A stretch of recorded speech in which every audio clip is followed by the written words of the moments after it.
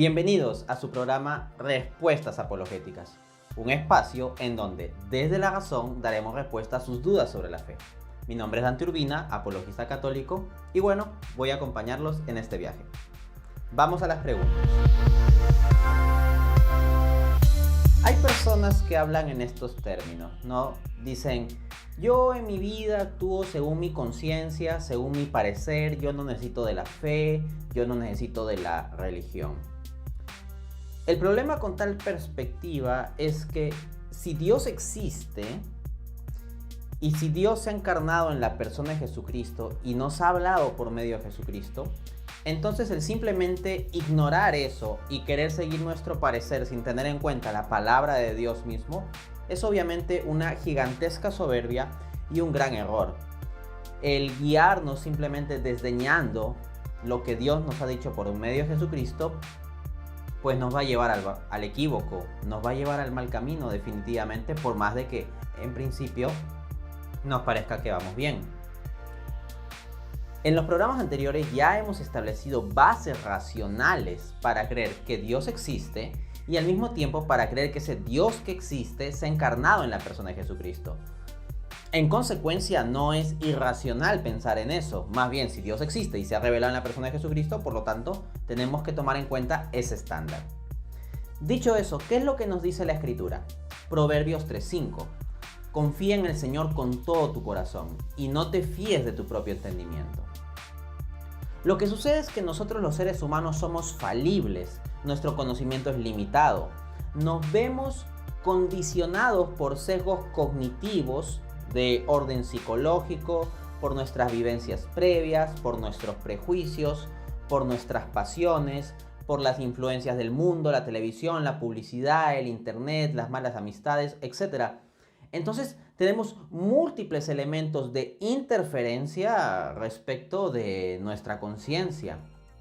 E incluso nuestra naturaleza humana misma está afectada por el pecado original. Tiene una tendencia hacia el desorden, hacia lo pecaminoso. Por lo tanto, el pretender vivir meramente con base en el estándar de nuestra conciencia, sin la ayuda de la gracia, despreciando la posibilidad de la fe, es un tremendo equívoco. Proverbios 14:12 nos dice, hay camino que al hombre le parece recto, pero al final es camino de muerte. Y ciertamente, con nuestra inteligencia, con nuestra prudencia, con nuestro entendimiento, nosotros podemos seguir cierto camino, trazarnos un estilo de vida, ciertos objetivos y seguirlo, pero si prescindimos de Dios, si prescindimos de lo principal, del ser fundante, de la causa primera, del fin último de toda la existencia, si vivimos nuestra existencia prescindiendo de lo fundamental, pues definitivamente no vamos a llegar a la plenitud, no vamos a llegar a tener una vida con propósito en un sentido auténtico. Podremos generarnos propósitos artificiales, subjetivos con base en los cuales vivir y generarnos caminos artificiales en esta vida dentro de esos propósitos subjetivos. Pero en última instancia lo que nos quedará es la subjetividad o arbitrariedad de tales propósitos y en consecuencia camino de muerte, no de vida eterna sino de muerte. Debemos escuchar la voz de Dios. Entonces, entendamos que es importantísimo que actuemos conforme a nuestra conciencia, pero que al mismo tiempo debemos tener la humildad de reconocer que nuestra conciencia requiere de la iluminación de la fe. Hay que formar la conciencia y esclarecer el juicio moral. La educación de la conciencia es indispensable a seres humanos sometidos a las influencias negativas y tentados por el pecado a preferir su propio juicio y a rechazar las enseñanzas autorizadas. Entonces eso, como en tantas cosas, al final de cuentas la clave es la humildad. La humildad de nuestra conciencia nos abrirá a la información de la fe.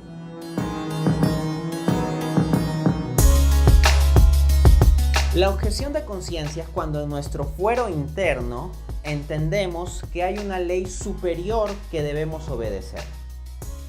Así, por ejemplo, si se propugnase alguna ley del orden jurídico, por ejemplo, aprobada por el Parlamento o por alguna instancia legislativa, que establezca algo contrario al bien moral, pues una persona íntegra en términos de la búsqueda del bien tendrá que oponerse a una ley que sea contraria al bien moral. Asimismo, en el caso de quien es creyente, pues es una conciencia, hay una conciencia de que hay algo superior a todo, que es Dios mismo. Y en consecuencia, si encontramos leyes que se oponen a los mandatos de Dios, que se oponen al estándar de Dios, que se oponen a las virtudes que Dios nos pide que practiquemos, entonces hay que oponerse a tales leyes injustas. Entonces, el reconocimiento de una ley superior que ha de ser obedecida es la clave de la objeción de conciencia. Aquí no se habla de una objeción caprichosa, de que porque a uno no le parece, entonces ya pueda oponerse a lo que le dé la gana. No, sino al reconocimiento de una ley superior. Santo Tomás de Aquino explica muy bien esta cuestión.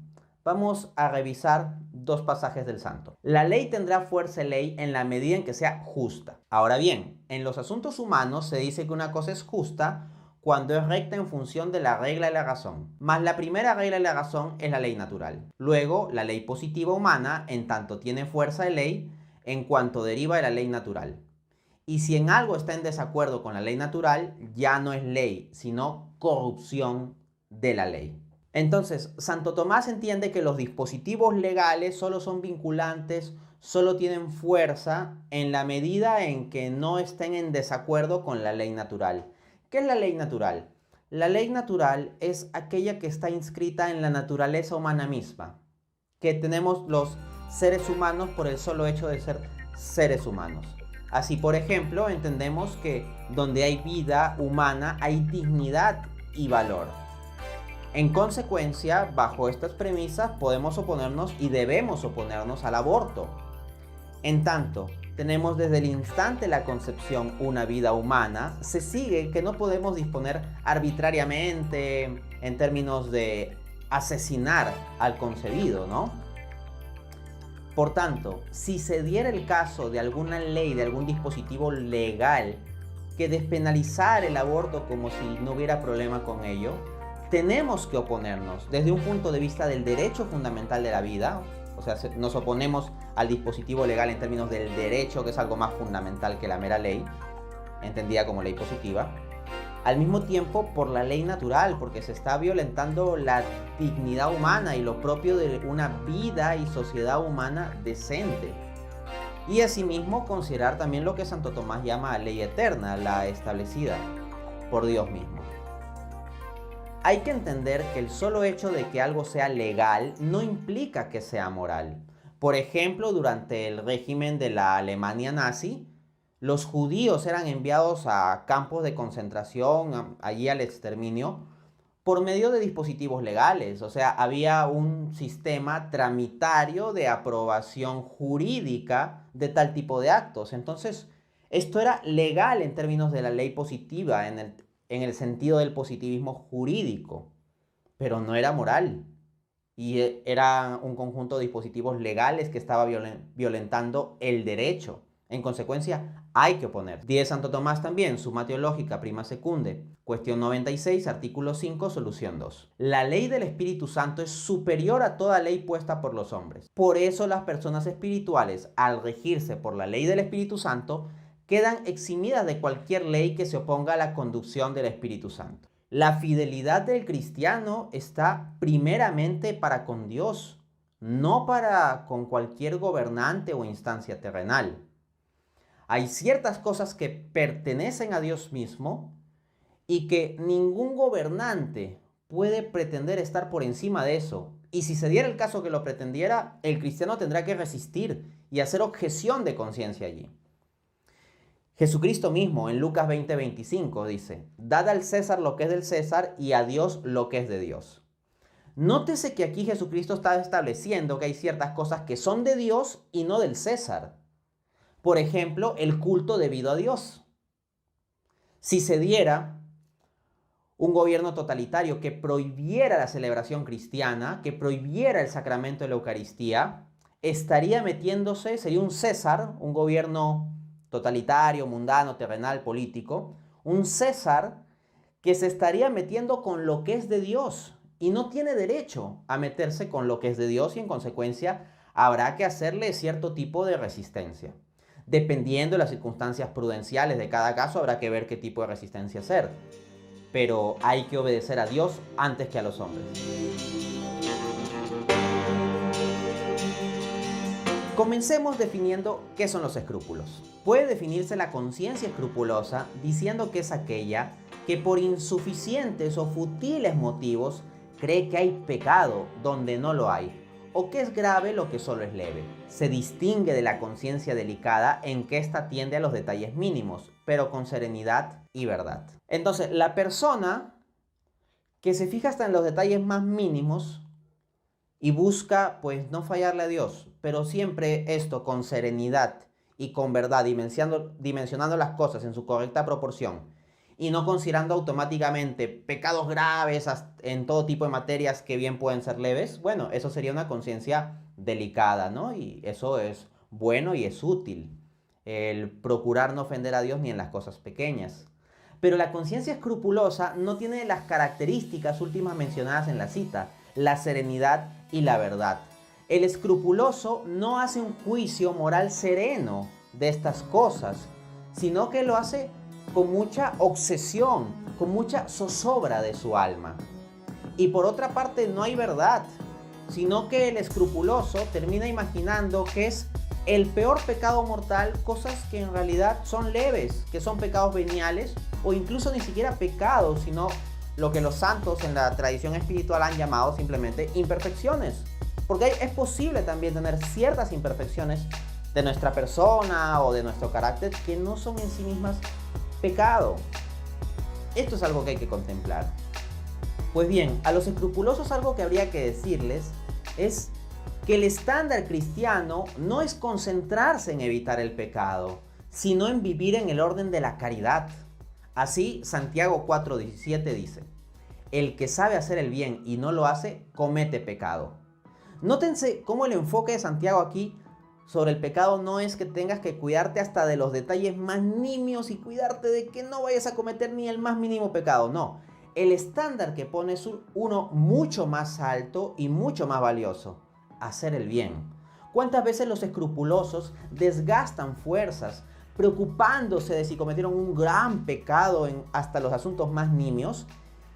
Y en medio de esas reflexiones de mirarse espiritualmente el ombligo excesivamente, se pierden de la oportunidad de hacer tanto bien que podrían a su alrededor en situaciones y personas que lo requieren. San Francisco de Sales, en su introducción a la vida devota, parte 3, capítulo 2, apunta: aquel servil y vulgar temor que engendran los excesivos escrúpulos en las almas recién salidas del camino del pecado es una virtud recomendable en los que comienzan y un augurio seguro de una futura pureza de conciencia. Pero este mismo temor sería vituperable en los que están muy adelantados, en cuyo corazón ha de reinar el amor, que poco a poco aleja esta clase de temor servil. Es relativamente normal que en las primeras etapas de vida espiritual podamos pasar pues ciertos momentos en que nos volvamos muy escrupulosos. Es un defecto que suele ocurrir y mientras sea algo en los inicios y que sea temporal y no exagerado, pues se puede entender.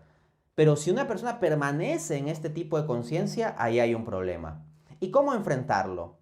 Joseph Delany nos enseña lo siguiente en su artículo sobre los escrúpulos en la Enciclopedia Católica. Su principal remedio es depositar la confianza en algún confesor y obedecer sus decisiones y órdenes de manera total y absoluta. También se les aconseja evitar la ociosidad y así cerrar la vía de acercamiento a las conjeturas salvajes y las extrañas reflexiones responsables de tantas preocupaciones. Deben eliminar la causa de sus escrúpulos en la medida en que hayan sido de su elección. Por lo tanto, deben protegerse contra la lectura de libros ascéticos de tendencia rigorista y cualquier relación con los afligidos de la misma manera que ellos. ¿Cuánto mal se ve que tantos escrupulosos son al mismo tiempo muy ociosos? Les sobra el tiempo para hacer todo tipo de especulaciones filosóficas sobre su pecado y al mismo tiempo terminan conversando mucho con otras personas que también son escrupulosas.